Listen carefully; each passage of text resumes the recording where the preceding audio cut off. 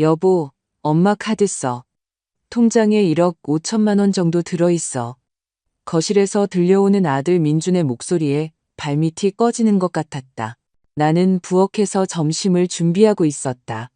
밀가루를 묻힌 내 손이 멈췄고 그 말들은 벽을 뚫고 날아와 내 가슴에 주먹처럼 밝혔다.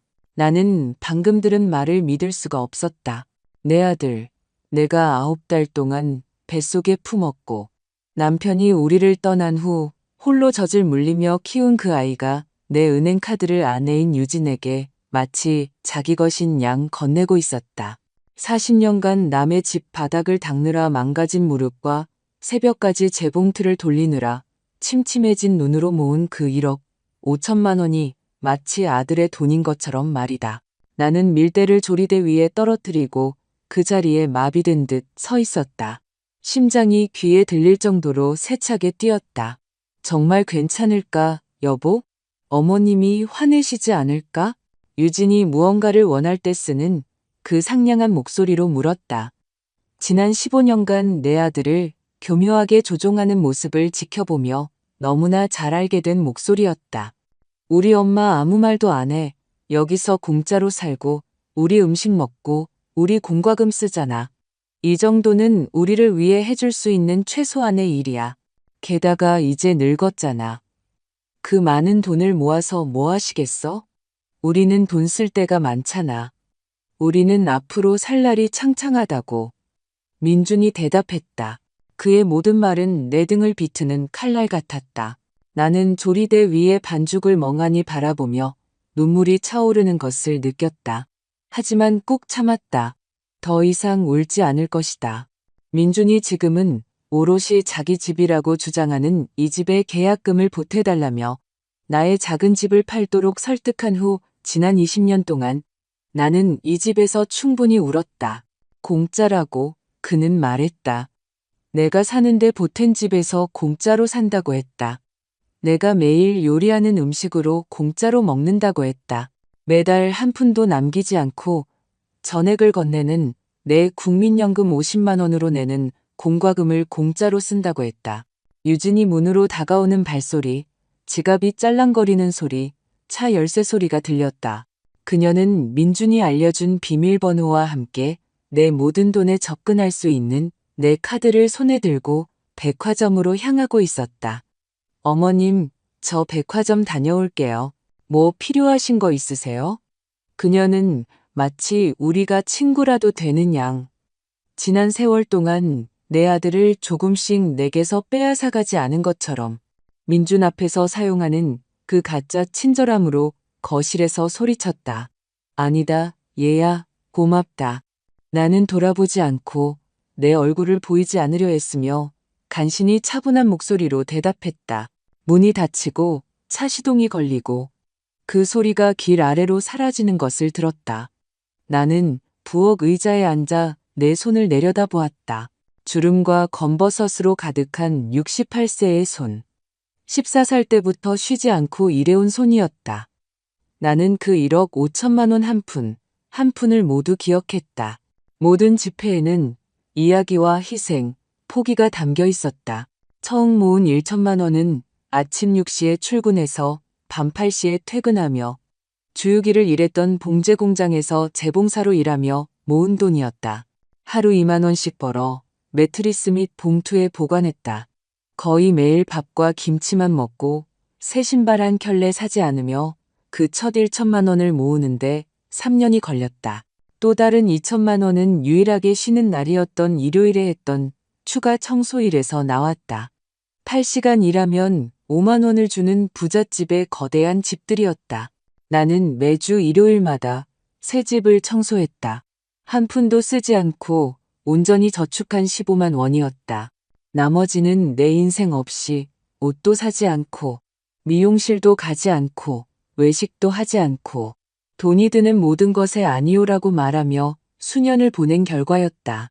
내 나이에 다른 여자들이 친구들과 여행을 가거나 자신을 위해 돈을 쓸 때 나는 동전을 세어 30년 전에 개설한 은행 계좌에 넣고 있었다. 무엇을 위해서? 언젠가 내 집을 갖기 위해서였다. 아무도 나에게 공짜로 살고 있다고 말할 수 없는 작고 소박한 아파트. 문을 닫고 나만의 공간, 평화, 삶의 주인이 될 수 있는 곳. 그게 내가 원했던 전부였다. 이 세상에서 68년을 산 후에 바라는 것으로는 그리 큰 것이 아니었다. 하지만 이제 내 아들이 내 카드를 마치 자기 것인 양, 내가 존재하지 않는 것처럼, 내 삶과 노력이 아무 가치도 없는 것처럼 건네주었다. 민준이 휴대폰을 손에 들고 부엌으로 들어왔다. 나를 쳐다보지도 않았다. 물 한 잔을 따르고 냉장고에 기댔다. 엄마, 점심 거의 다 됐어요? 3시에 회의 있어서 빨리 먹어야 해요. 그가 요즘 쓰는 말투로 말했다. 질문이 아니라 명령조였다. 거의 다 됐다. 나는 다리가 후들거렸지만 반죽을 계속하기 위해 일어서며 대답했다. 아, 엄마, 유진이 백화점 갔어요. 집에 필요한 물건 좀 사려고요. 그는 휴대폰에서 눈을 떼지 않고 세상에서 가장 평범한 일인 것처럼 말했다. 나는 대답하지 않았다. 계속해서 반죽을 주물렀다. 필요 이상으로 세게 반죽을 누르며 분노와 고통이 가슴속에서 뒤섞이는 것을 느꼈다. 제 말 들었어요? 민준이 이제 나를 쳐다보며 물었다. 그래, 들었다. 나는 돌아보지 않고 말했다. 무슨 문제라도 있어요? 이제 그의 목소리에는 짜증이 섞여 있었다. 마치 내가 잘못한 것처럼 말이다. 나는 돌아서서 그의 눈을 똑바로 쳐다보았다. 한때 사랑과 존경, 감탄으로 나를 바라보던 그 눈에서 이제는 조급함과 짜증만 보였다. 내가 문제가 있어야 하니? 나는 속에서 화산이 폭발할 것 같았지만 침착함을 유지하며 물었다. 아니요, 당연히 아니죠. 그냥 집에 필요한 물건들이에요. 게다가 엄마도 이 집에 사시잖아요. 가끔씩 생활비 보태주시는 건 당연한 거죠. 그가 말하고는 대화가 끝난 것처럼 다시 휴대폰으로 돌아갔다. 생활비를 보태달라고 내가 매달 내 연금 전부를 주는 것처럼 말하지 않았다. 내가 돈 한 푼 받지 않고 온 가족을 위해 요리하고 청소하고 빨래하고 다림질하는 것처럼 말하지 않았다. 내가 지난 20년의 삶을 그들을 위해 봉사한 것처럼 말하지 않았다. 알겠다, 아들아. 내가 말한 전부였고 나는 다시 반죽으로 돌아갔다. 민주는 부엌을 나갔고 나는 창밖으로 내가 직접 가꾸는 작은 정원을 바라보며 서 있었다. 내가 심은 장미, 매일 아침 물을 주는 잔디, 구석에서 자라는 토마토, 모든 것이 내 아들이 자기 혼자만의 집이라고 말하는 곳에 있었다. 그 순간 나는 결심했다. 그들이 내게 남은 유일한 것을 훔쳐가는 것을 가만히 보고만 있지는 않을 것이다. 유진이 40년 동안 모은 돈을 하루 만에 쓰게 두지는 않을 것이다. 그리고 무엇보다 나를 어머니가 아닌 하녀처럼 대하는 집에서 계속 살지는 않을 것이다. 나는 점심 준비를 마치고 앞치마에 손을 닦고 곧장 내 방으로 갔다. 문을 잠그고 낡은 휴대폰을 꺼내 외우고 있던 은행 번호를 눌렀다. 심장이 두근거리며 신호음이 가기를 기다렸다. 국민은행입니다. 상담원 이수진입니다. 무엇을 도와드릴까요? 친절한 목소리가 답했다. 안녕하세요. 제 체크카드를 즉시 정지하고 싶습니다. 나는 단호한 목소리로 말했다. 성함과 계좌번호를 확인해 주시겠습니까? 상담원이 전문적으로 물었다. 나는 내 모든 정보를 알려주고 보안 질문에 답하고 생년월일과 주소를 확인했다. 몇 초가 지날수록 심장이 더 빨리 뛰었다. 마치 범죄를 저지르는 것 같았지만 실제로는 내 것을 지키고 있을 뿐이었다. 알겠습니다. 박순자님, 카드에 문제가 있었나요? 분실하셨거나 도난당하셨나요? 상담원이 물었다. 그냥 제 허락 없이 다른 사람이 가지고 있다고만 해두죠? 나는 신중하게 단어를 고르며 대답했다. 알겠습니다. 지금 즉시 카드를 정지 처리하겠습니다. 이 순간부터 아무도 이 카드로 거래를 할 수 없습니다. 새 카드를 자택 주소로 보내드릴까요? 은행 상담원이 설명했다. 네, 부탁드립니다. 하지만 이 주소로 보내지 마세요. 다음 주에 제가 직접 지점에 가서 수령하겠습니다. 나는 민준이나 유진이 내 새 카드를 가로채지 못하도록 재빨리 생각하며 말했다. 문제 없습니다. 박순자님. 오전 11시 25분에 카드 정지가 완료되었습니다. 더 도와드릴 일이 있으신가요? 상담원이 물었다. 아니요. 그게 전부입니다. 정말 감사합니다. 나는 떨리는 손으로 전화를 끊었다. 나는 침대 가장자리에 앉았다. 이 집으로 이사 올 때 민준이 방이 작아서 더 큰 침대는 안 들어간다며 준 싱글 침대였다. 나는 내 방을 둘러보았다. 3평 남짓한 공간. 침대 하나, 작은 옷장 하나, 협탁 하나. 이것이 침실 4개짜리 집에서 나의 모든 공간이었다. 유진은 내 방 전체보다 더 큰 드레스룸을 가지고 있었다. 민주는 아무도 들어갈 수 없는 개인 서재가 있었다. 손님이 올 때만 사용하는 공식적인 식당도 있었다. 그리고 나는 원래 식료품 저장고였던 가장 작은 방에서 살았다. 하지만 나는 불평하지 않았다. 그는 내 아들이었기 때문에, 내가 그를 사랑했기 때문에, 언젠가 그가 나를 짐이 아닌 어머니로 다시 봐줄 것이라고 생각했기 때문에 절대 불평하지 않았다. 내가 얼마나 순진했던가. 거실에서 민준의 휴대폰이 울리는 소리가 들렸다. 그가 받는 목소리, 그리고 침묵. 그러다 그의 목소리가 더 커지고 더 흥분했다. 정지됐다니. 무슨 말이야? 그럴 리가 없어. 우리 엄마는 아무것도 정지 안 해. 그런 은행 업무는 어떻게 하는지도 모른다고. 민준이 말했고 나는 그의 목소리에서 좌절감을 느낄 수 있었다. 나는 숨을 죽인 채 가만히 있었다. 유진아, 기다려봐. 내가 엄마한테 전화해 볼게. 민준이 말했다. 그리고 몇 초 후 그가 내 방문을 두드렸다. 엄마, 안에 계세요? 급히 할 말이 있어요. 나간다. 나는 문을 열기 전에 몇 초를 기다리며 바쁜 척했다. 문을 열자 민준이 휴대폰을 손에 들고 일이 뜻대로 풀리지 않을 때 짓는 불안한 표정으로 서 있었다. 엄마, 방금 유진이한테서 백화점에서 전화 왔어요. 엄마 카드가 안 된대요. 정지된 걸로 나온다고요. 엄마가 정지했어요? 그가 단도직입적으로 물었다.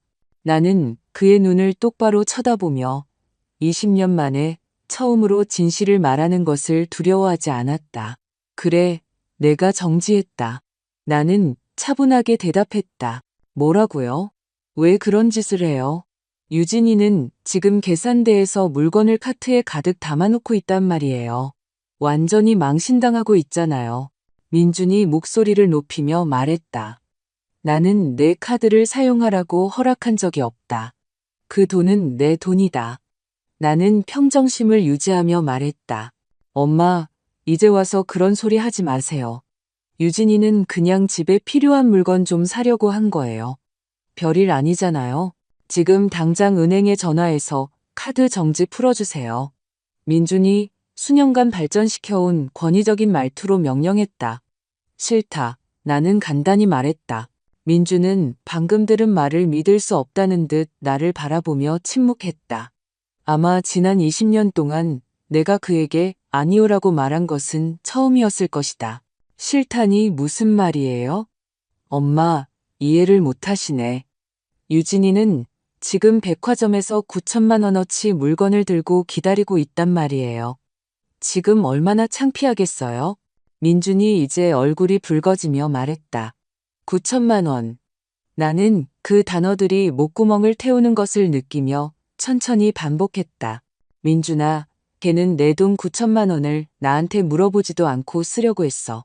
집을 위한 거예요, 엄마. 새 TV, 거실 세트, 교체해야 할 가전제품들. 유진이 혼자 쓰려는 게 아니라고요. 민준이 모든 것을 정당화하려는 듯 설명했다. 나는 그 지출을 허락하지 않았다. 나는 40년 동안 일해서 그 돈을 모았다. 이건 가족 돈이 아니라 내 돈이다. 나는 속으로는 떨고 있었지만 단호한 목소리로 말했다. 엄마, 이 집에 살잖아요. 전기, 수도, 가스, 인터넷 다 쓰시잖아요. 그거 다 돈이에요. 공짜인 줄 아세요? 엄마가 기여하는 게 당연하죠. 민준이 팔짱을 끼며 말했다. 나는 매달 내 연금 전부를 너에게 준다. 네가 한 번도 돌려주지 않는 50만 원을. 나는 요리하고 청소하고 빨래하고 다림질한다. 그게 기여하는 게 아니니? 나는 목소리가 갈라지는 것을 느꼈지만 꿋꿋이 버텼다. 그 50만 원으로는 엄마 식비도 감당 안 돼요. 엄마, 너무 이기적이시네요. 쓰지도 않는 1억 5천만 원이나 모아두고 그 돈으로 뭘 하시게요? 그 나이에 그걸로 뭘 하실 건데요? 민준이 말했다. 그리고 그 말은 어떤 물리적인 타격보다 나를 더 아프게 했다. 그 나이에 마치 68세가 되면 더 이상 꿈도 계획도 존엄성도 가질 자격이 없는 것처럼 그 돈은 내 아파트를 사서 너희에게 짐이 되지 않기 위한 거야. 내가 말했다. 그리고 나는 민준의 눈이 놀라움으로 커지는 것을 보았다. 무슨 소리예요? 아무도 엄마가 짐이라고 한 적 없어요. 민준이 대답했지만 그의 목소리는 설득력이 없었다. 네가 방금 거실에서 5분 전에 말했잖아. 유진이한테 내가 여기서 공짜로 살고 자기 음식을 먹고 자기 공과금을 쓴다고 했잖아. 내가 늙어서 그 많은 돈이 필요 없다고 했잖아. 내가 말하자 민준의 얼굴이 창백해지며 내가 모든 것을 들었다는 것을 깨달았다. 길고 불편한 침묵이 흘렀다. 민준은 몇 번이고 입을 열었지만 아무 말도 나오지 않았다. 엄마, 저는 그런 뜻이 아니었어요. 그가 마침내 말했지만 내 눈을 쳐다보지는 않았다. 하지만 넌 그렇게 말했고 그렇게 생각했지. 그리고 지금 넌 유진이가 내 허락 없이 내 돈 9천만 원을 쓰려 했다는 사실보다 백화점에서 창피를 당한 것에 대해 더 걱정하고 있구나. 나는 눈물이 터져 나오려는 것을 애써 참으며 말했다. 유진이는 제 아내예요. 엄마, 제가 아내를 변호하는 건 당연하죠. 민준이 말했다. 그리고 나는 내 어머니다. 네가 나를 변호하는 건 당연하지 않니? 내가 물었고 그 질문은 우리 사이에 유령처럼 떠돌았. 민준은 다시 침묵했다. 그는 휴대폰을 보았다. 그리고 나를 보았다. 다시 휴대폰을 보았다. 나는 그의 얼굴에서 갈등을 볼 수 있었다. 그의 양심과 유진에 대한 충성심 사이의 싸움. 엄마, 제발 오늘만 카드 정지 풀어주세요. 유진이가 이미 거기 있잖아요. 물건도 다 골랐고요. 바보처럼 보이게 둘 순 없잖아요. 이 얘기는 나중에 차분하게 해요. 민준이 부드러운 말투로 이제는 죄책감으로 나를 조종하려 하며 말했다. 아니다, 민준아. 유진이더러 집으로 오라고 해라. 우리 셋이 얘기 좀 해야겠다. 나는 내가 가진 줄도 몰랐던 단호함으로 말했다. 엄마, 일을 크게 만들지 마세요. 제발요. 민준이 애원했다. 나는 아무것도 하지 않았다. 너희가 허락 없이 내 카드를 가져갔다. 너희가 내 돈을 너희 것인 양 쓰려고 계획했다. 나는 단지 내 것을 지키고 있을 뿐이다. 나는 말하고 한 걸음 뒤로 물러나 내 침실 문을 닫았. 민주는 닫힌 내 문 앞에 서 있었다. 그가 손마디로 부드럽게 노크하는 소리를 들었다. 엄마, 문 열어주세요. 제발요, 화내지 마세요. 그가 어렸을 때 잘못을 저질렀을 때 쓰던 그 목소리로 말했다. 예전에는 내 마음을 녹이던 목소리였지만 이제는 나를 화나게 할 뿐이었다. 나는 대답하지 않았다. 침대에 앉아 기다렸다. 그의 발소리가 멀어지는 것을 들었다. 그가 낮은 목소리로 유진과 통화하는 것을 들었다. 내가 카드를 정지시켰다고 설명하는 것을 들었다. 수화기를 뚫고 나올 정도로 큰 유진의 비명소리도 들렸다. 내 엄마 미쳤어. 내가 지금 이 많은 사람들 앞에서 바보처럼 서 있잖아. 계산원이 벌써 매니저를 불렀다고. 이건 굴욕이야. 유진이 소리쳤다. 그리고 나는 한치의 죄책감도 느끼지 않았다. 창피를 당하게 둬라. 누군가 너를 나쁘게 보이게 만들 때 어떤 기분인지 느끼게 둬라. 나는 우리랑 같이 사는 엄마라고 가족 모임에서 소개될 때마다 20년 동안 창피함을 느꼈다. 유진이 친구들에게 내가 마치 하녀인 것처럼 집안일을 돕는다고 말할 때마다 창피했다. 30분이 지나서 유진의 차가 들어서는 소리를 들었다. 문이 벽을 흔들 정도로 세게 닫혔다. 나는 그녀의 하이힐이 나무 바닥을 또각거리는 소리를 들었다. 언제나 폭풍을 예고하는 소리였다. 내 엄마 어디 있어? 유진이 도끼 가득한 목소리로 물었다. 유진아, 진정해. 우리 차분하게 얘기하자. 민준이 그녀를 달래려 했다. 차분하게? 차분하게라고? 내 엄마가 내 인생 최대의 굴욕을 안겨줬어. 계산원이 카드를 계속 긁는 동안 20명은 좋게 되는 사람들이 쳐다보고 있었다고. 나는 모든 걸 거기에 두고 도망쳐 나와야 했어.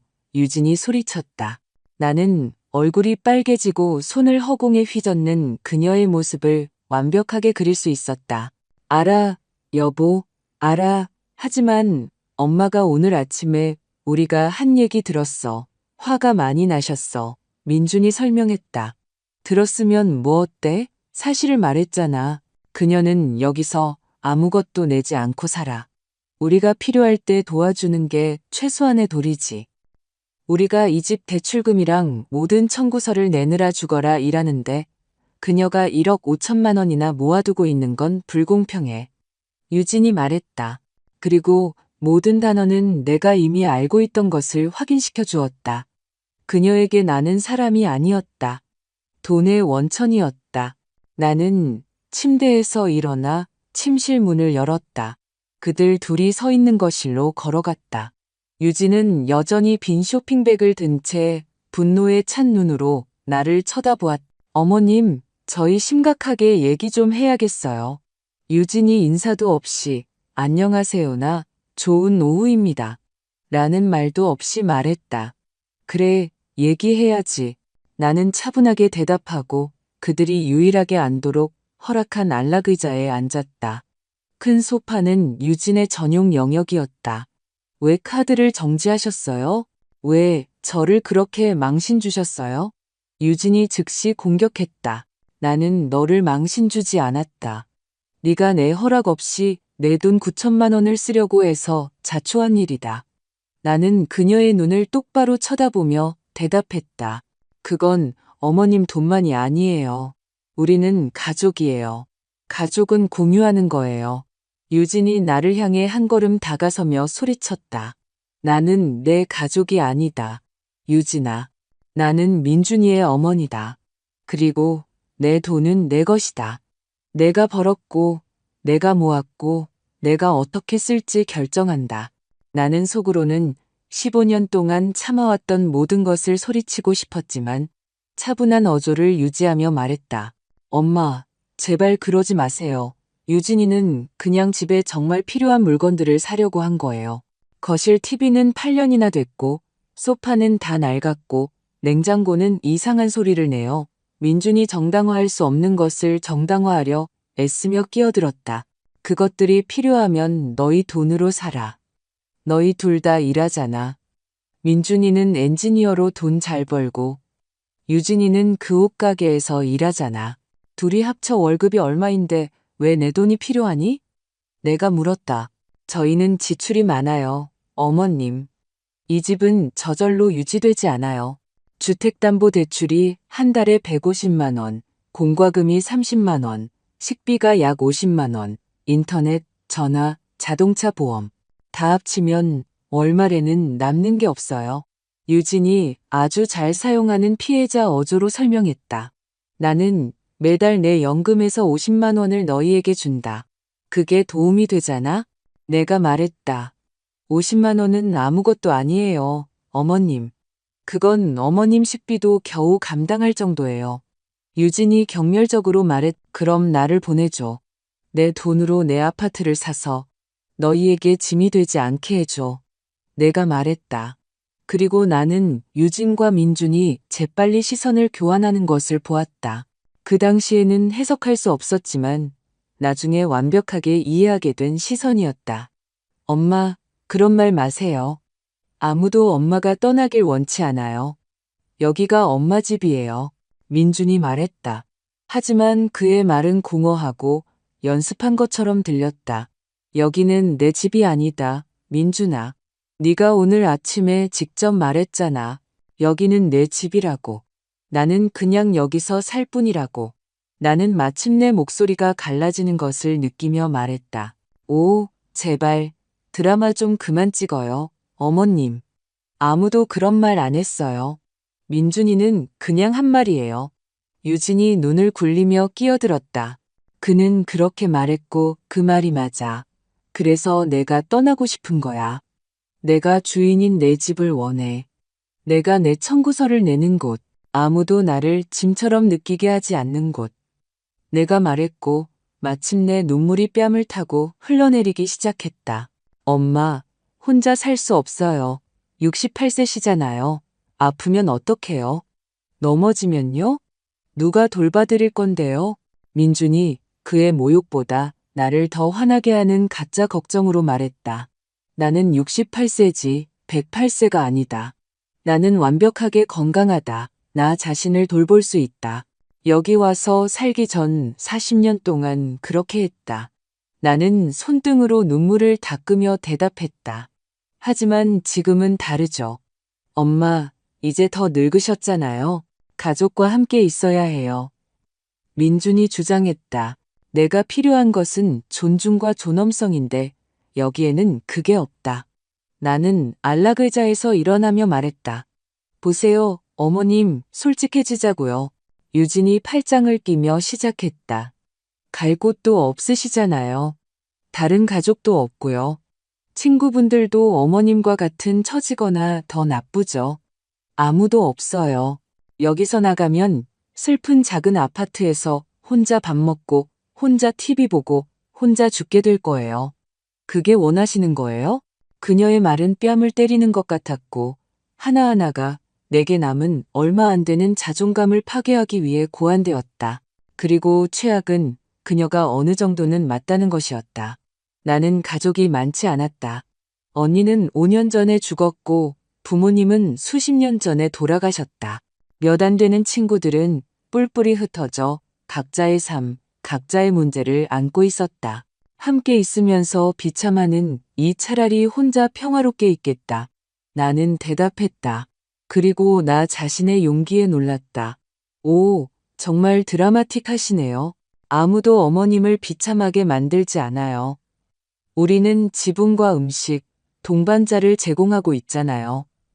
하지만 물론 어머님에게는 아무것도 충분하지 않죠. 유진이 비꼬며 말했다. 너희는 나에게 아무것도 주지 않는다.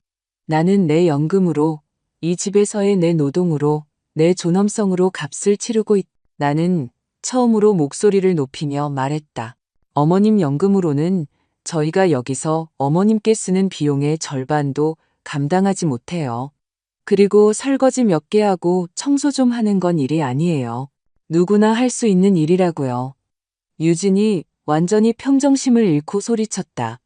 그럼 누구나 하게 해. 사람을 고용해. 나는 떠난다. 나는 말하고 내 방으로 걸어갔다. 어디 가지 마세요, 엄마. 어리석은 짓 그만하세요.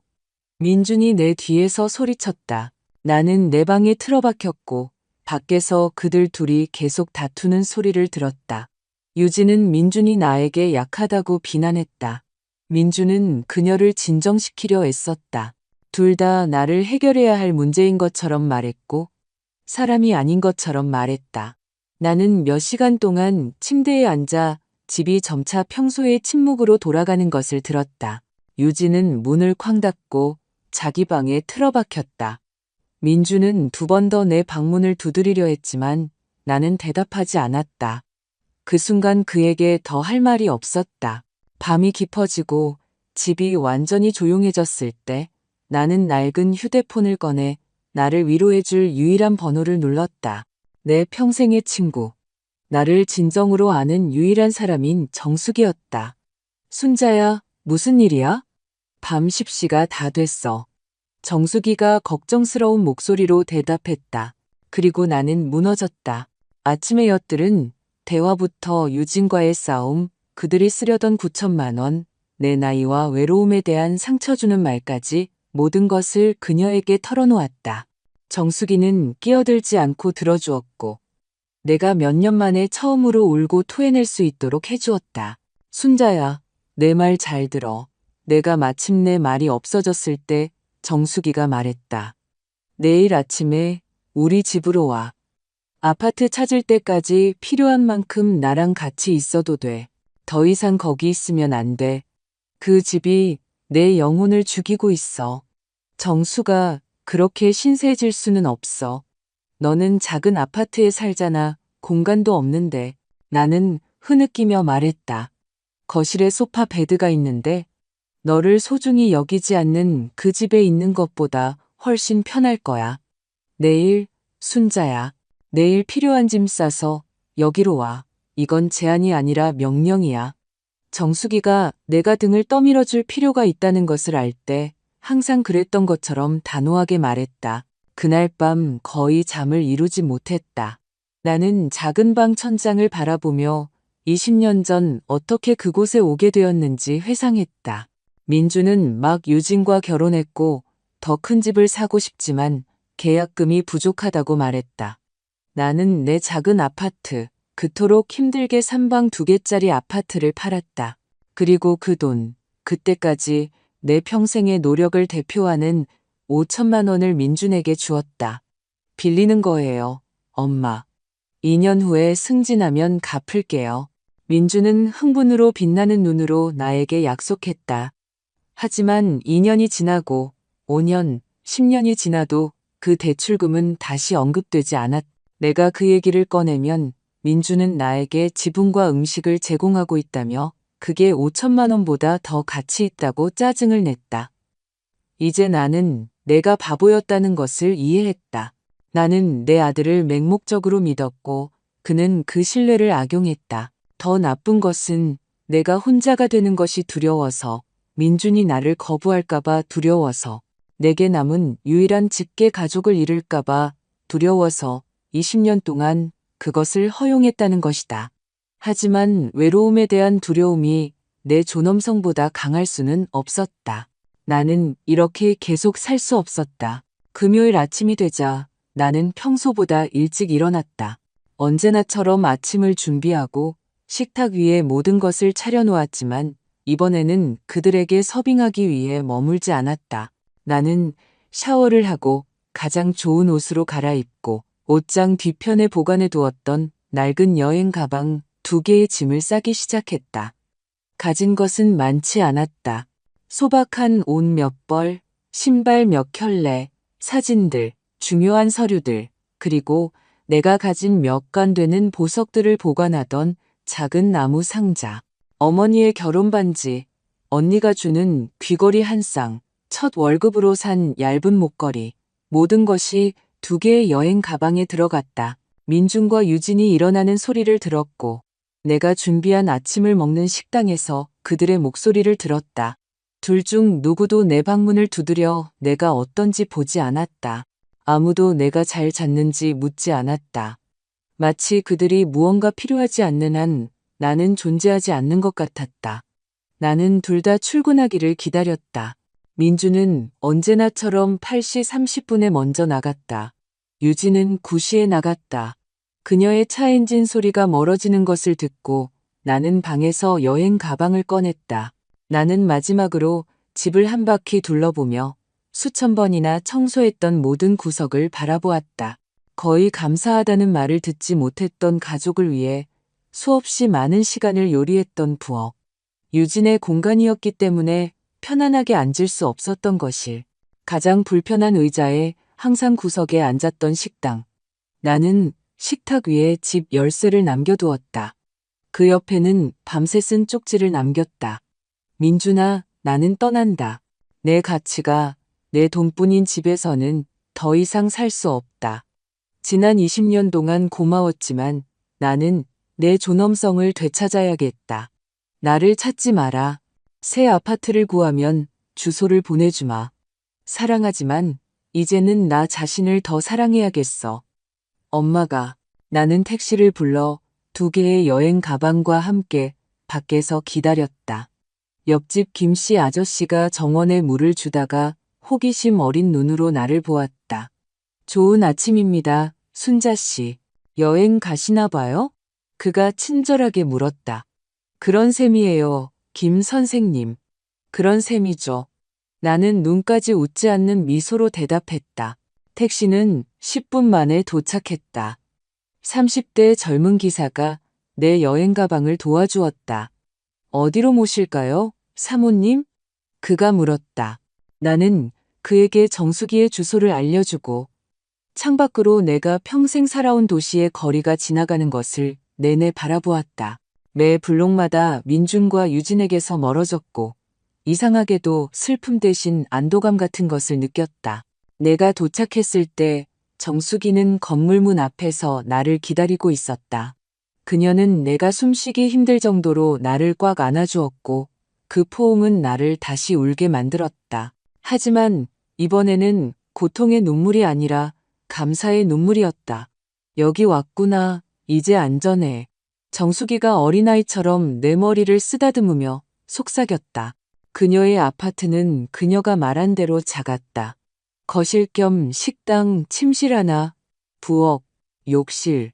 하지만 깨끗하고 정돈되어 있었고 무엇보다 평화로 가득 차 있었다.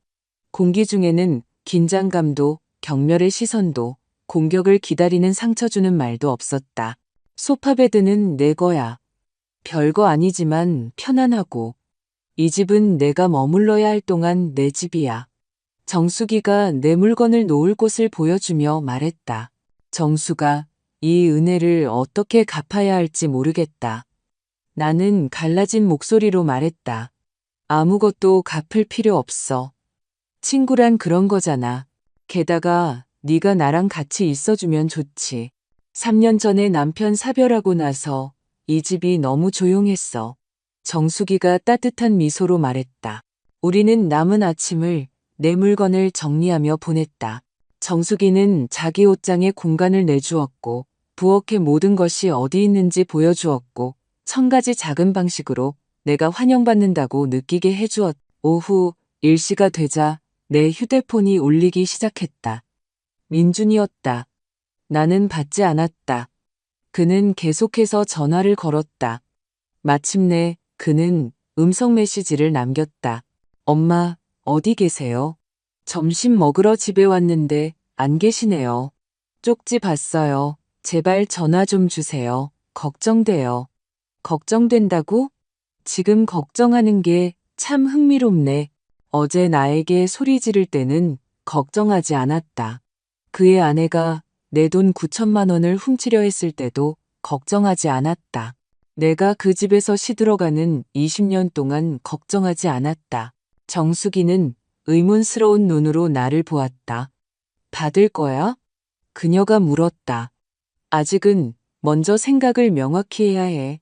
그와 이야기하기 전에 내 인생을 어떻게 할지 결정해야 해.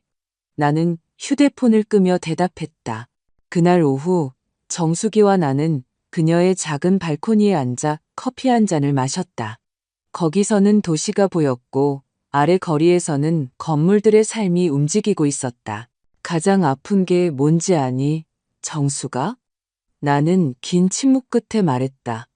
그들이 쓰려고 했던 돈이 아니야. 심지어 나를 무시했다는 것도 아니야. 가장 아픈 것은 내 아들의 사랑을 얻으려고 20년의 삶을 잃었다는 거야.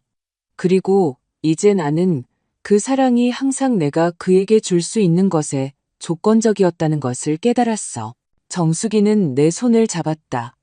세월에 주름졌지만 강하고 따뜻한 손이었다. 순자야, 들어봐. 너는 그의 사랑을 얻으려고 20년을 잃은 게 아니야. 너는 20년 동안 무조건적인 사랑을 주었어. 그건 아주 다른 거야.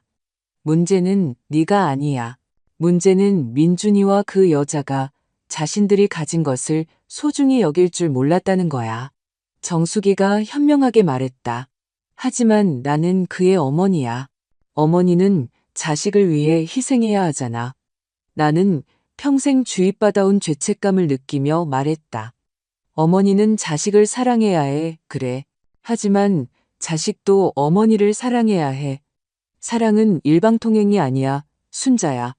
그리고 희생에는 한계가 있어. 희생이 내 영혼을 죽이고 있을 때 그건 더 이상 사랑이 아니야. 그건 자해지. 정수기가 단호하게 대답했다. 그녀가 옳았다. 그녀는 항상 옳았다. 정수기는 40년 전 같은 방직 공장에서 일할 때부터 내 친구였다. 그녀는 누구보다 나를 잘 알았고, 내 결혼 생활이 실패하는 것을 보았고, 내가 민준을 혼자 키우는 것을 보았고, 내가 그 집에서 서서히 사라져가는 것을 보았다. 이제 너 자신에 대해 생각해야 해. 네가 원하는 것, 순자가 행복하기 위해 필요한 것에 대해 정수기가 계속했다. 나는 내 아파트를 원해. 아무도 나를 방해된다고 느끼게 할 수 없는 내 집을 원해. 다른 사람의 전기를 쓴다고 느끼지 않고 아침에 커피를 마실 수 있는 곳, 소파를 차지하고 있다고 말 듣지 않고 TV를 볼 수 있는 곳, 내가 말했다. 그리고 말하면서 내 안에서 무언가 강해지는 것을 느꼈다. 그럼 그게 우리가 얻을 거야. 내일 아침부터 아파트 찾아보기 시작하자. 정수기가 결심에 찬 목소리로 말했다. 그날 밤 나는 정수기의 소파 베드에서 잤고 몇 년 만에 가장 편안한 밤잠을 잤다. 긴장감도, 문 밖의 발소리에 대한 두려움도, 다음날 어떤 새로운 형태의 굴욕이 기다리고 있을지에 대한 불안도 없었다.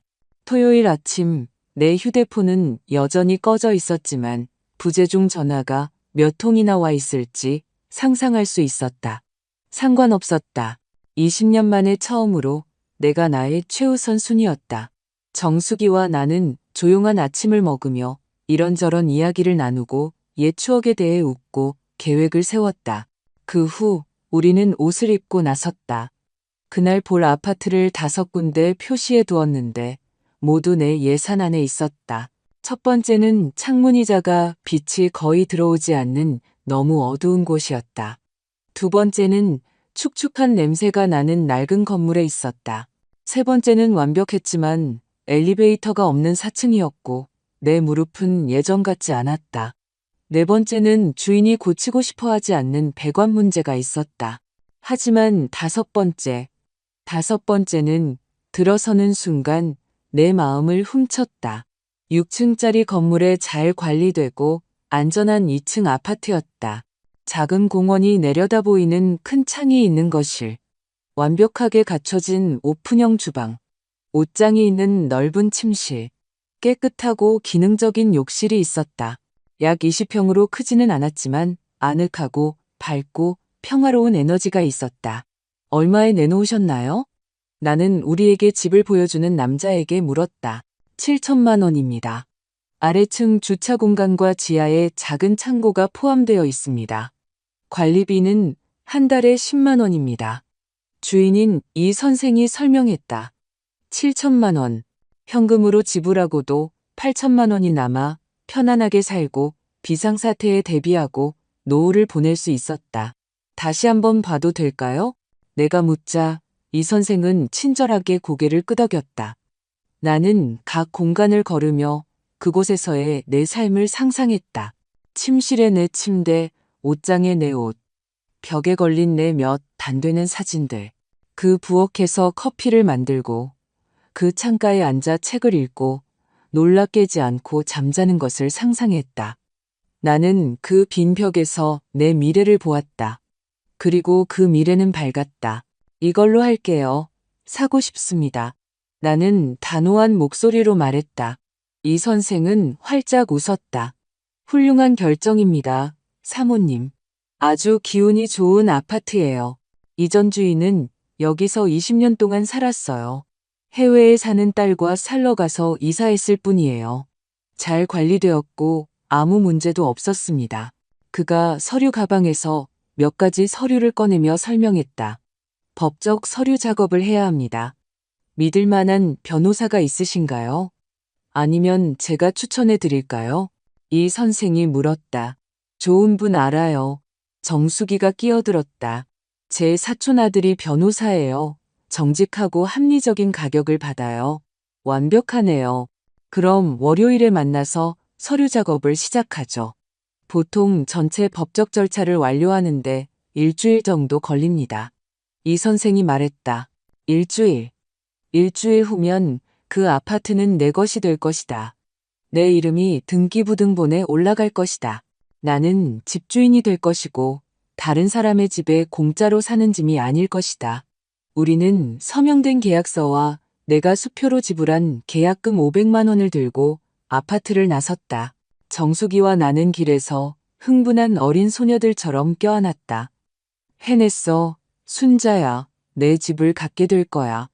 정숙이가 누가 듣든 상관없이 소리쳤다. 내가 해냈어. 나는 거대한 미소가 얼굴에 퍼지는 것을 느끼며 반복했다. 정말 내가 해냈어. 우리는 행복감에 젖어 정숙이의 아파트로 돌아와 장식 계획을 세우고 어떤 가구를 사야 할지, 돈을 아끼기 위해 어떤 중고품을 살 수 있을지에 대해 이야기했다. 그 행복감 속에서 나는 휴대폰을 켜기로 결정했다. 민준에게서 부재중 전화 32통, 유진에게서 17통, 그리고 40개가 넘는 문자 메시지가 와 있었다. 메시지는 처음에는 걱정하는 투였다. 엄마, 어디 계세요? 제발 답장 좀 주세요. 미치겠어요. 하지만 그 후 톤이 바뀌었다. 엄마, 이건 말도 안 돼요. 드라마 그만 찍으세요. 중요한 얘기 좀 해야 해요. 그리고 마지막 것들은 노골적으로 위협적이었다. 답장 안 하시면 경찰에 신고할 거예요. 이건 우리에 대한 학대예요. 돌아오셔야 할 거예요.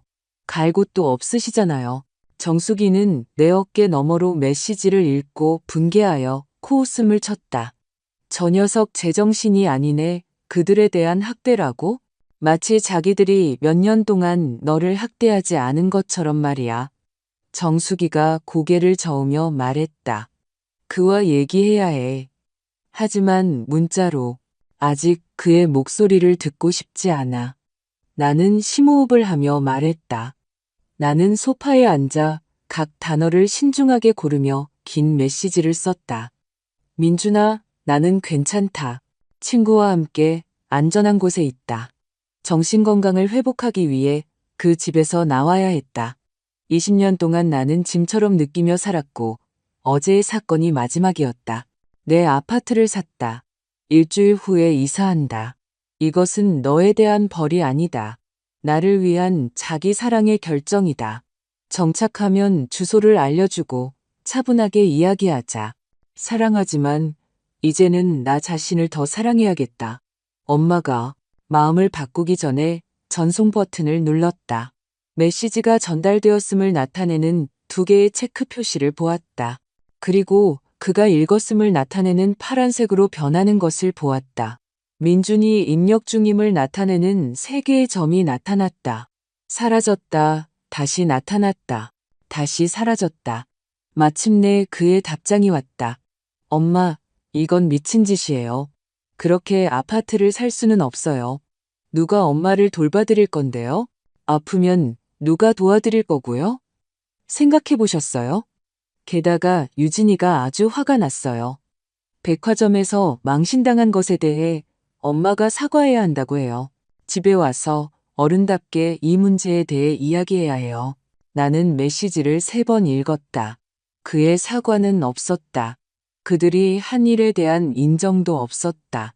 단지 더 많은 조종, 나를 죄책감 느끼게 하려는 더 많은 시도, 사랑으로 위장한 더 많은 가짜 걱정뿐이었다. 답장할 거야? 정숙이가 물었다. 응. 나는 말하고 짧지만 명확한 답장을 썼다. 민준아, 나는 68세지 98세가 아니다. 나 자신을 완벽하게 잘 돌볼 수 있다. 그리고 나는 유진에게 사과할 것이 없다. 그녀가 내 허락 없이 내 돈 9천만 원을 쓰려고 했다. 사과해야 할 사람이 있다면 너희 둘이다. 내가 준비되면 이야기하자. 엄마가 그 메시지를 보낸 후 나는 다시 휴대폰을 껐다. 그의 조종 시도를 계속 읽고 싶지 않았다. 정수기가 내가 명확하게 생각할 공간이 필요하다고 말했을 때 그녀가 옳았다. 그리고 민준이 나를 죄책감 느끼게 하도록 설계된 메시지로 폭격하는 상황에서는 불가능했다. 일요일은 절대적인 평화의 날이었다. 정수기와 나는 아침에 교회에 갔는데 일요일은 유진이 대가족 아침 식사를 준비하는 날이라 내가 모두를 위해 요리해야 했기 때문에 몇 년 동안 할 수 없었던 일이었다. 그 후 우리는 벼룩시장을 거닐며 중고 가구와 집안 물건들을 구경했다. 단돈 8만 원의 작지만 아름다운 원목 식탁을 발견했다. 판매자는 내가 그것을 택시에 싣는 것을 도와주었다. 또한 상태 좋은 냄비 세트를 3만 원에 몇 개의 접시와 유리잔, 욕실용 수건을 샀다. 정수기는 가게에서 본 새 시트 세트를 사주겠다고 고집했다. 새롭고 깨끗한 시트로 새 삶을 시작할 수 있도록. 정수기가 계산하며 말했다. 그리고 나는 감동해서 다시 울지 않을 수 없었다. 우리는 정수기 건물 창고에 모든 것을 보관하고 내가 새 아파트로 이사할 수 있는 날을 기다렸다. 내가 산 모든 것, 내 새 삶을 위해 따로 둔 모든 물건은 내 자유를 향한 또 다른 발걸음이었다.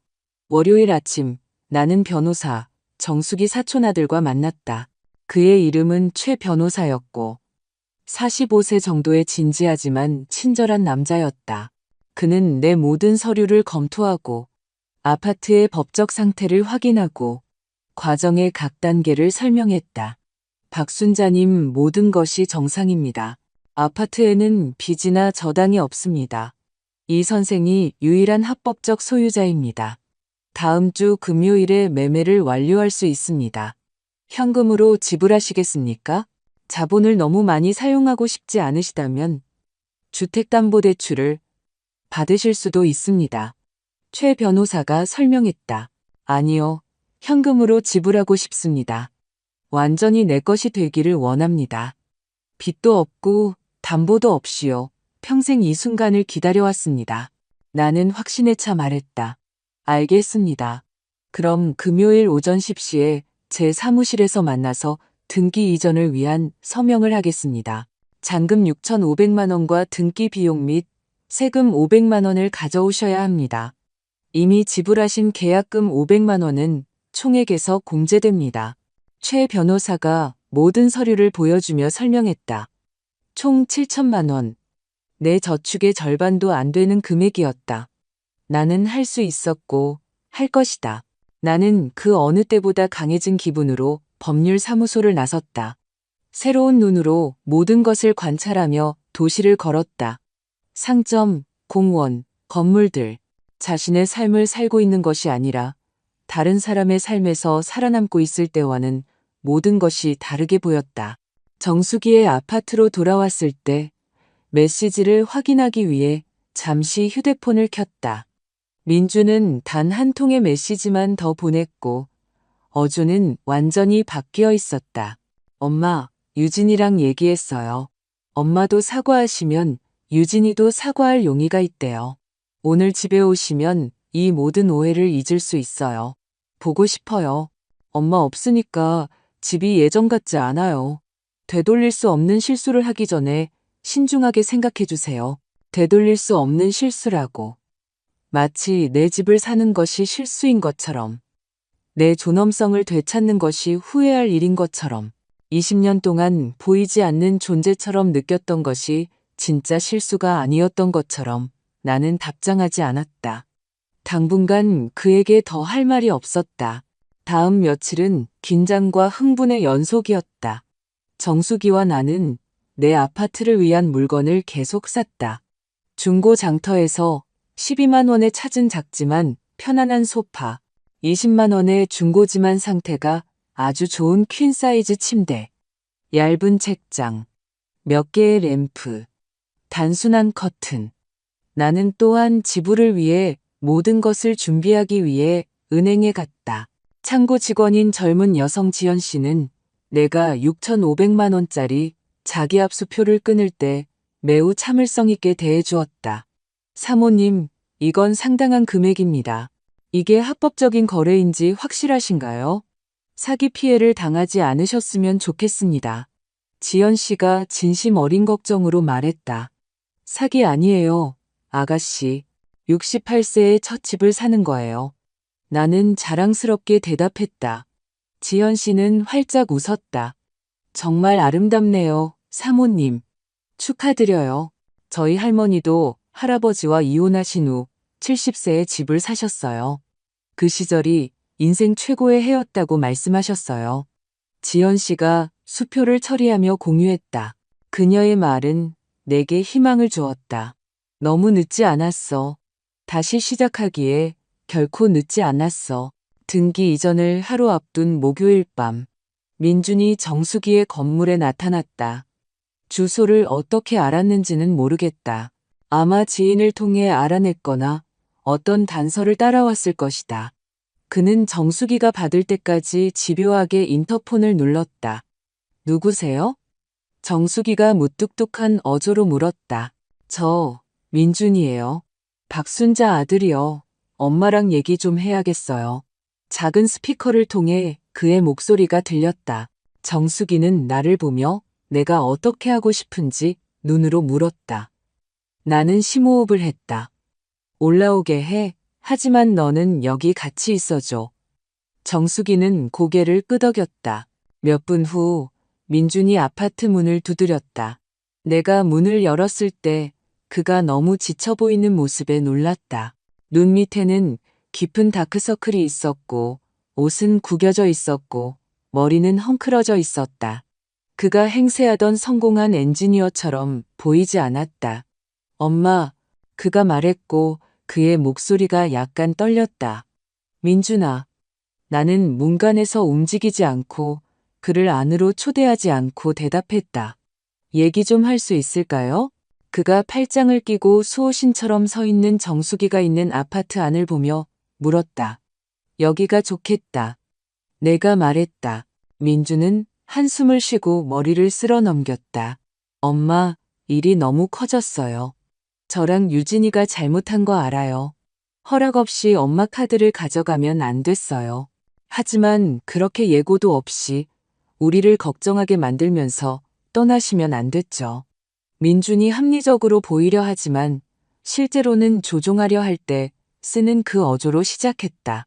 민준아, 나는 내가 왜 떠나는지 정확히 설명하는 쪽지를 남겼다. 충동적인 게 아니었어. 필요했던 거야. 나는 침착함을 유지하며 대답했다. 하지만 엄마, 우리는 가족이잖아요. 가족은 서로 용서해요. 가족은 함께 문제를 해결해요. 도망치는 게 아니라요. 민준이 한 걸음 더 가까이 다가서며 말했다. 가족은 또한 서로 존중해야 한다, 민준아. 그리고 너는 몇 년 동안 나를 존중하지 않았어. 단지 내가 그 학대에 너무 익숙해져서 알아차리지 못했을 뿐이야. 나는 예상보다 더 강한 힘으로 말이 나오는 것을 느끼며 말했다. 학대요, 엄마. 저희는 엄마를 학대한 적 없어요. 집, 음식, 필요한 모든 걸 드렸잖아요. 민준이 목소리를 높이며 항의했다. 너는 나에게 식료품 저장고 크기의 방을 줬다. 내가 먹는 모든 음식이 은혜인 것처럼 느끼게 했다. 나를 어머니가 아닌 하녀처럼 대했다. 그리고 내가 40년 동안 일해서 모은 돈을 훔치려 했다. 나는 말했고 각 단어는 너무 오랫동안 짊어지고 있던 무게를 풀어주는 것 같았다. 아무것도 훔치려던 게 아니에요. 그냥 엄마도 사시는 집을 위한 물건들이었을 뿐이에요. 그건 훔치는 게 아니에요, 엄마. 가족으로서 나누는 거죠. 민준이 평정심을 잃고 소리쳤다. 9천만 원은 나누는 게 아니다, 민준아. 그건 훔치는 거고 나는 그 지출을 허락한 적이 없다. 나는 목소리를 높이지 않고 대답했고 그게 그를 더 좌절시키는 것 같았다. 좋아요. 알았어요. 인정할게요. 그건 너무 많았어요. 유진이가 세일하는 물건들을 보고 흥분했나 봐요. 하지만 우리는 이걸 해결할 수 있어요. 집에 오시면 다시는 이런 일이 없을 거라고 약속할게요. 민준이 이제 애원하는 어조로 전술을 바꾸며 말했다. 나는 돌아가지 않는다, 민준아. 내일 내 새 아파트 등기 이전을 한다. 이번 주말에 이사할 거야. 이미 결심했다. 나는 말했고 그의 얼굴이 애원해서 충격으로 변하는 것을 보았다. 저랑 상의도 없이 아파트를 사셨다고요? 엄마, 그건 미친 짓이에요. 사기당했으면 어떡해요? 나쁜 거라면 어떡해요? 그런 건 저랑 확인했어야죠. 민준이 거의 공황 상태에 빠지며 말했다. 법무사도 있고 변호사도 있다. 모든 것이 합법적이고 확인되었다. 나는 내 허락이 필요 없었다. 민준아. 나는 완전한 정신 능력을 가진 68세의 성인이다. 내 자신의 결정을 내릴 수 있다. 나는 참을성 있게 설명했다. 민주는 내가 방금 말한 것을 처리하며 잠시 침묵했다. 나는 그의 눈이 재빨리 움직이며 계산하고 다음 수를 생각하는 것을 보았다. 그리고 돈은요? 그 아파트 사고 나서 얼마 남으셨어요? 그가 물었다. 그리고 거기 있었다. 그의 방문의 진짜 이유. 그는 나를 위해 온 것이 아니었다. 그는 내 돈 때문에 온 것이었다. 그건 네가 상관할 바가 아니다, 민준아. 나는 단호하게 대답했다. 물론 제 상관할 바죠. 저는 엄마 아들이고 유일한 가족이에요. 엄마가 재정을 어떻게 관리하시는지 알 권리가 있어요. 그 연세에는 판단착오를 하실 수 있어요. 민준이 나를 너무나 귀찮게 하는 그 후견인 같은 어조로 말했다. 내 나이에는 너보다 더 많은 경험과 지혜가 있다. 나는 40년 동안 실수 없이 내 돈을 관리해왔다. 이제 와서 시작할 생각은 없다. 나는 팔짱을 끼며 말했다. 엄마, 솔직해지자고요. 그 돈은 제 몫도 조금은 있는 거잖아요. 제가 20년 동안 엄마를 부양했어요. 집, 음식, 공과금을 들였잖아요. 그건 가치가 있는 거예요. 계산해보면 아마 저는 엄마한테 빚진 게 거의 없을걸요. 민준이 말했고 그의 말은 찬물 한 바가지를 뒤집어 쓴 것처럼 나를 때렸다. 아파트 안에서 정수기가 앞으로 나섰다. 젊은이, 이제 그만 가야 할 시간인 것 같네. 어머니 말 들었지? 결심하셨고 자네는 그분 돈에 대한 권리가 없어. 정수기가 단호한 목소리로 끼어들었다. 아주머니는 빠지세요. 이건 저랑 엄마 사이의 일이에요. 민준이 무례하게 대답했다. 여기는 내 집이고 내가 원할 때 언제든지 끼어들 수 있어. 그리고 지금 당장 나가주지 않으면 경비실에 전화할 거야. 정수기가 휴대폰을 꺼내며 말했. 민주는 분노와 절망이 섞인 표정으로 나를 보았다. 이게 엄마가 원하는 거예요? 우리 가족을 깨뜨리는 거? 낯선 사람들이 우리 사이에 끼어들게 하는 거? 그가 정수기를 가리키며 물었다. 정수기는 낯선 사람이 아니다. 40년 동안 내 친구였다. 네가 존재하지도 않았던 시절에 내 곁에 있어줬다. 그리고 아니, 민준아, 내가 가족을 깨뜨리는 게 아니다. 가족은 네가 나를 네 어머니로 보지 않고 네 ATM으로 보기 시작했을 때 깨졌다. 나는 눈물이 쏟아질 것 같았지만 꼭 참으며 말했다. 이러시는 걸 믿을 수가 없네요. 유진이가 엄마에 대해 옳았어요. 엄마가 이기적이고 자기 자신만 생각한다고 했는데 제가 엄마를 변호했죠. 정말 바보였네요. 민준이 모든 단어에 독을 담아 말했다. 그 말은 내가 인정하고 싶었던 것보다 더 아팠지만 내가 이미 알고 있던 것을 확인시켜 주기도 했다. 유진은 수년 동안 내 아들을 나에게서 멀어지게 독을 풀었고 그는 그녀를 이끌었다. 네가 나를 그렇게 생각한다면 내가 내 인생에서 나가는 게 낫겠다. 누구에게도 짐이 되고 싶지 않다.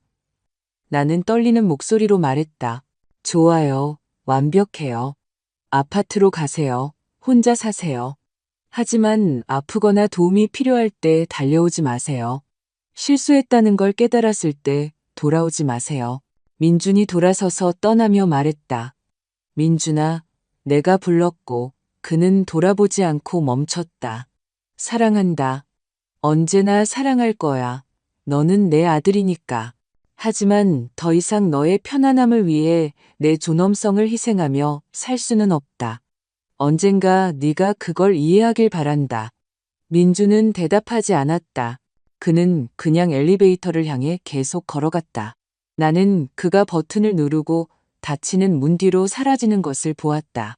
그리고 그 문과 함께 내 인생의 한 장도 닫혔다. 정수기가 마침내 울음을 터뜨린 나를 안아주었다.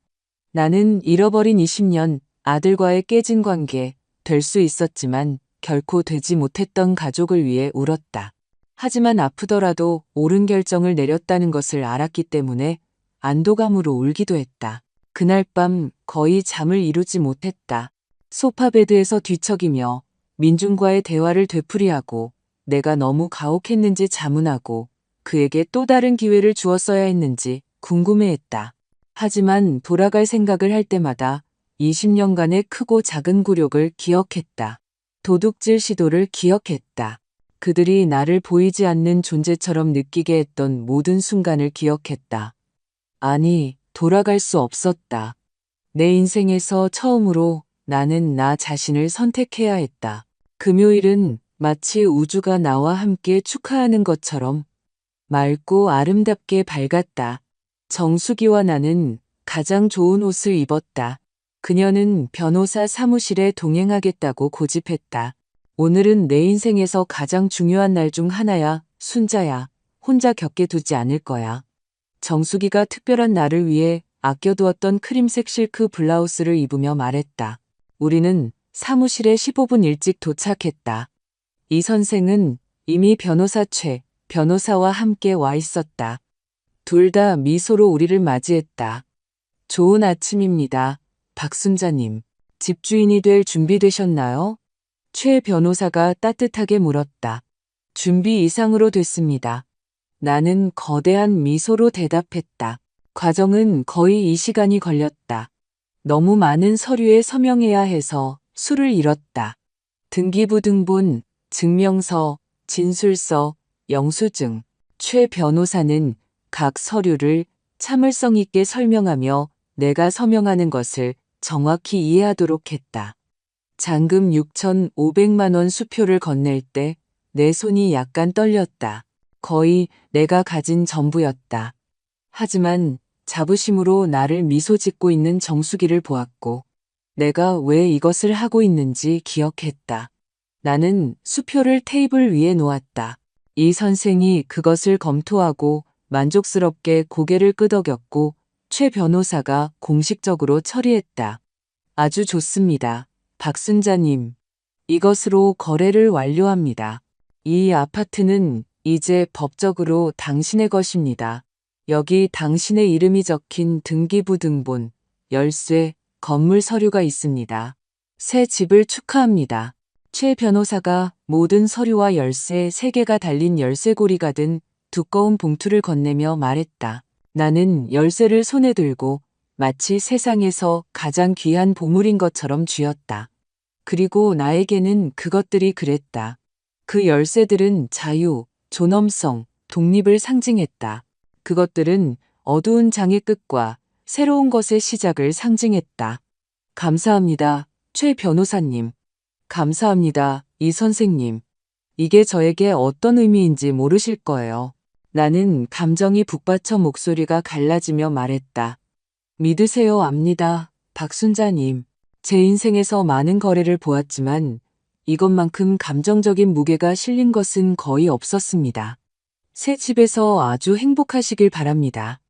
최 변호사가 진심으로 말했다. 우리는 변호사 사무실을 나섰고 정수기는 길에서 거의 흥분해서 소리쳤다. 해냈어. 너는 내 집을 소유했어. 68세의 내 인생을 되찾았어.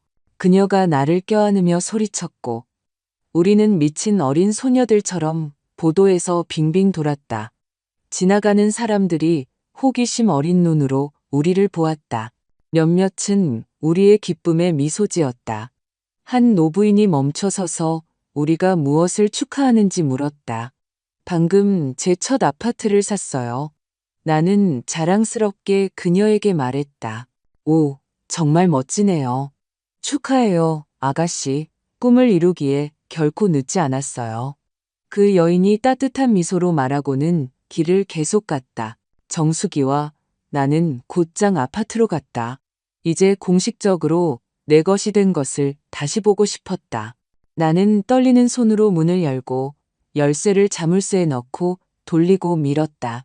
아파트는 내가 기억하던 그대로였다. 비어있고 깨끗한 냄새가 나고 큰 창으로 쏟아지는 빛으로 가득 차 있었다. 하지만 이제는 다르게 보였다. 이제는 그냥 좋은 공간이 아니었, 내 공간, 내 집이었다. 나는 천천히 모든 구석을 걸으며 벽을 만지고 각 가구를 어디에 놓을지 상상하고 그곳에서의 내 삶을 시각화했다. 매일 아침 커피를 마실 창가 테이블, 방해받을까 두려워하지 않고 쉴 TV 앞 소파, 평화롭게 잠들 내 방 침대. 완벽해, 순자야. 정말 완벽해. 정수기가 눈물을 글썽이며 말했다. 그래, 맞아. 나도 울면서 대답했지만 이번에는 순수한 행복의 눈물이었다. 우리는 남은 하루를 아파트 구석구석을 청소하며 보냈다. 이미 꽤 깨끗했지만 내 물건을 들여놓기 전에 흠잡을 데 없이 깨끗하기를 원했다. 정수기는 청소용품, 걸레, 빗자루를 가져왔고 우리는 젊었을 때 다른 사람의 집을 청소하던 옛날처럼 함께 일했다. 토요일 아침 정수기는 작은 도움의 군대를 조직했다. 그녀는 이사회사에서 일하는 30세의 튼튼한 조카 민지를 불렀다. 민지는 트럭과 두 친구와 함께 도착했고 우리가 주중에 산 모든 가구를 옮기는 것을 도와주었다. 내 빈 아파트가 삶으로 채워지는 것을 보는 것은 아름다웠다. 식탁은 창가에 완벽하게 어울렸다. 소파는 거실에 정확히 맞았다. 침대는 정수기가 준 새 시트와 함께 내 방에서 위엄있게 보였다. 모든 물건이 제자리에, 모든 공간이 내 편안함을 위해 설계되었다. 민지와 그녀의 친구들은 믿을 수 없을 정도로 친절했다. 그들은 전체 이사 비용을 청구하기를 거부했다. 박순자님, 저희 이모 정수기의 친구는 저희 친구입니다. 그냥 기름값만 주시면 됩니다. 민지가 진심 어린 미소로 말했다. 나는 그들의 항의에도 불구하고 10만 원을 주었다. 그들의 도움과 친절에 대한 최소한의 보답이었다. 정오까지 아파트는 완전히 꾸며졌다. 호화롭거나 현대적이지는 않았지만 아늑하고 기능적이었다. 우리가 산 커튼은 따뜻한 느낌을 주었다. 이제 액자에 넣어 벽에 걸린 몇 안 되는 사진들은 개성을 주었다. 작은 발코니에 내 식물들은 생기를 불어넣었다. 정수기는 부엌 정리를 돕기 위해 머물겠다고 고집했다. 우리는 냄비, 접시, 유리잔, 식기를 정리했다. 모든 찬장에는 용도가 있었고 모든 공간은 최적화되었다. 내일은 시장에 가서 냉장고를 채울 음식을 사자. 정수기가 접시를 놓기 전에 선반을 닦으며 말했다. 정수가, 너는 이미 나를 위해 너무 많은 것을 해주었어. 이 은혜를 어떻게 갚아야 할지 모르겠다. 나는 그녀의 관대함에 압도되어 말했다. 아무것도 갚지 않을 거야. 친구는 돈을 받지 않아. 서로를 지지할 뿐이지. 게다가 너도 나를 위해 똑같이 할 거잖아. 정수기가 나를 껴안으며 대답했다. 그녀가 옳았다. 나는 그럴 것이다. 하지만 그렇다고 해서 내가 덜 감사하게 느끼는 것은 아니었다. 그날 밤, 내 아파트에서의 첫날 밤, 정수기는 내가 혼자서도 괜찮을지 1000번이나 확인한 후에 집으로 갔다. 나는 거실 한가운데 서서 주위를 둘러보며 이 모든 것이 내 것이라는 것을 여전히 믿을 수 없었다. 내 부엌에서 내 주전자, 내 컵, 내 물을 사용하여 차 한 잔을 만들었다. 내 창가 안락의자에 앉아 밖을 내다보았다. 공원은 희미한 가로등으로 밝혀져 있었다. 몇몇 사람들은 개를 산책시키고 있었다. 다른 사람들은 그냥 시원한 밤을 즐기고 있었다. 20년 만에 처음으로 나는 불안감을 느끼지 않았다. 공기 중에는 긴장감이 없었다. 불평이나 요구를 가지고 다가오는 발소리에 대한 두려움도 없었다. 오직 평화, 침묵, 자유만이 있었다. 나는 다시 울음을 터뜨렸다. 하지만 이 눈물은 달랐다. 고통이나 분노의 눈물이 아니었다. 안도감, 감사, 희망의 눈물이었다. 나는 빠져나왔다. 나는 나 자신을 구했다. 일요일은 몇 년 만에 가장 평화로운 날이었다. 나는 알람 없이 일어나 몸이 필요한 만큼 쉬게 했다. 마침내 눈을 떴을 때는 오전 9시였고 가장 먼저 본 것은 내 집, 내 방의 천장이었다. 나는 서두르지 않고 천천히 일어났다. 중고 장터에서 찾은 커피 메이커를 사용하여 내 부엌에서 커피를 만들었다. 그 향기가 아파트 전체에 퍼져 나를 미소 짓게 했다. 나는 컵을 창가로 가져가 1시간 동안 그냥 바라보고 생각하고 느끼며 앉아 있었다. 정수기는 약속대로 정오에 도착했고 아침에 만든 커다란 닭죽 냄비를 가져왔다. 그러면 일주일 내내 먹을 음식이 있을 거야. 그리고 빵집에서 각 구운 빵도 가져왔어. 정수기가 가득 찬 가방을 들고 들어오며 말했다. 우리는 새 식탁에서 함께 점심을 먹으며 이런저런 이야기를 나누었다. 그녀는 가족에 대해, 다음 달에 딸을 방문할 계획에 대해, TV에서 보고 있는 새로운 시리즈에 대해 이야기했다. 평범함 속에서 아름다운 단순한 일상 대화였다. 민준이한테서 소식 있었어? 정수기가 설거지를 하며 조심스럽게 물었다. 아니, 그리고 기대하지도 않아.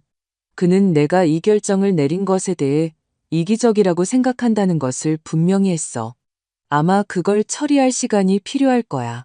아니면 영원히 이해하지 못할지도 모르지. 어느 쪽이든 이제 내가 할 수 있는 건 아무것도 없어. 나는 접시를 닦으며 대답했다. 마음 아파? 정수기가 나를 똑바로 보며 물었다. 많이, 내 아들이잖아. 항상 아플 거야. 하지만 그를 잃는 고통은 나 자신을 잃는 고통보다 덜해. 나는 솔직하게 말했다.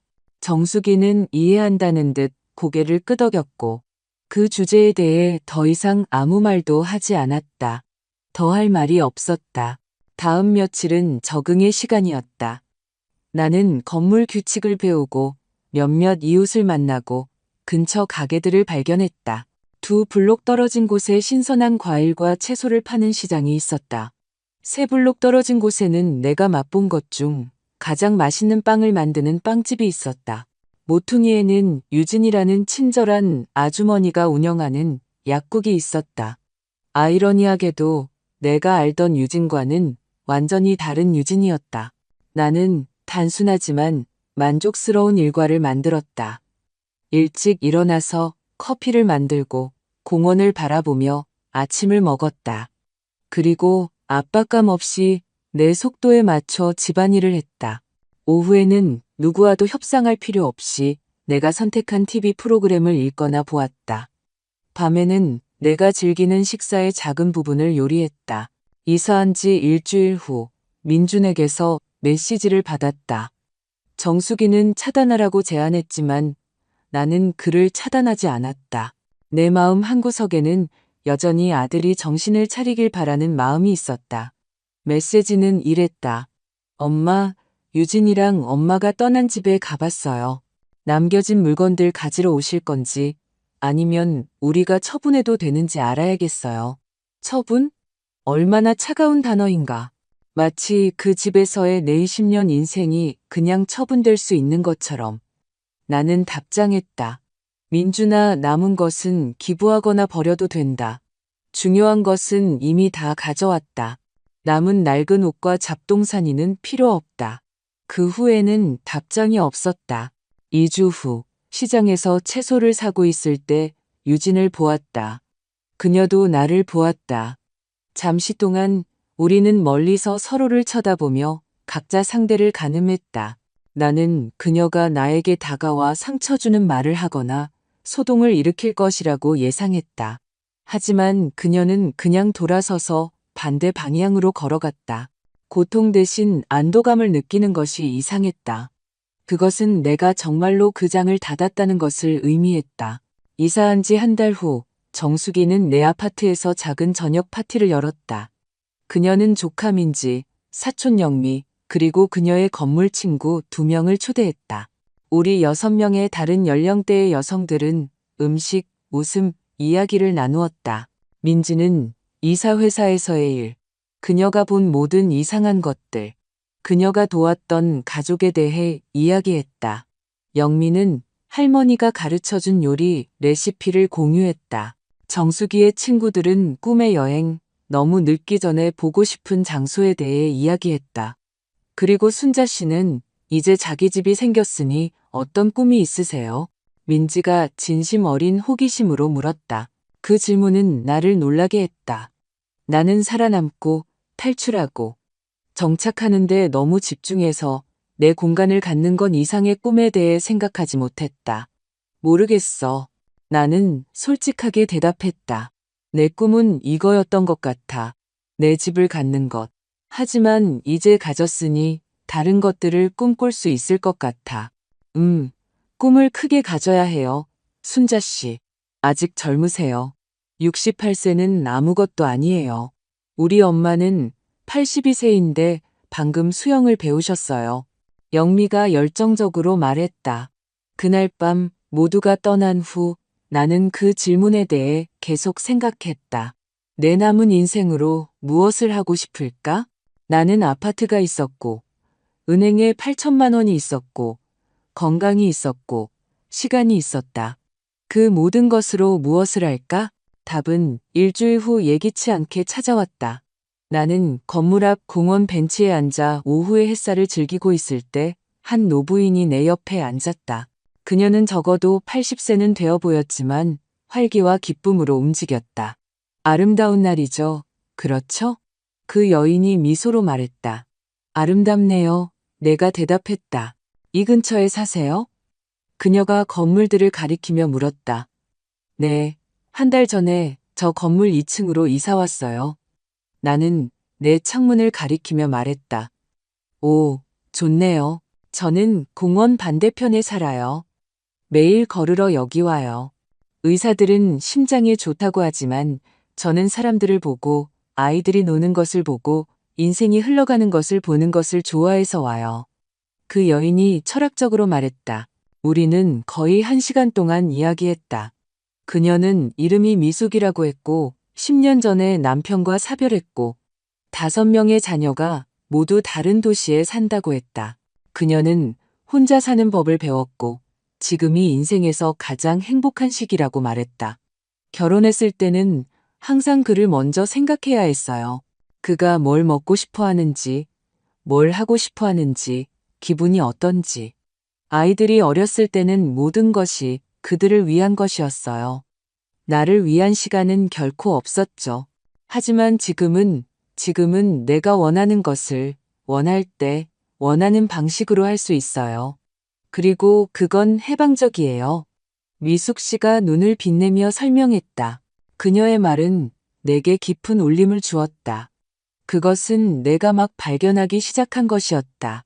다음 몇 달은 순수한 재발견의 시간이었다. 나는 주민센터의 뜨개질 수업에 등록했는데 항상 하고 싶었지만 시간이 없었던 일이었다. 나는 멋진 여성 그룹을 만났는데 모두 비슷한 상황에 처해 있었고 모두 어머니, 아내 또는 돌봄 제공자로서의 자신을 넘어선 자신을 재발견하고 있었다. 나는 또한 매일 아침 공원에서 걷기 시작했다. 매일 30분이 내 신성한 시간이 되었다. 새소리를 듣고 신선한 공기를 느끼고 도시가 깨어나는 것을 보았다. 그것은 명상적이고 치유적이었다. 정수기와 나는 매주 수요일마다 그녀의 아파트와 내 아파트를 번갈아 가며 함께 점심을 먹는 일과를 만들었다. 그 점심은 내 주의 하이라이트가 되었다. 우리는 함께 요리하고 새로운 레시피를 실험하고 이런저런 것에 대해 웃었다. 이사한 지 3개월 후 민준에게서 또 다른 메시지를 받았다. 이번에는 달랐다. 엄마, 몇 달 동안 얘기 못한 거 알아요? 안 좋게 끝난 것도 알고요. 일어난 모든 일에 대해 많이 생각했어요. 유진이랑 저랑 문제가 있어요. 그녀는 제가 줄 수 없는 것들을 원해요. 항상 불만족스러워요. 항상 더 많은 것을 원해요. 그리고 저는 무언가를 깨달았어요.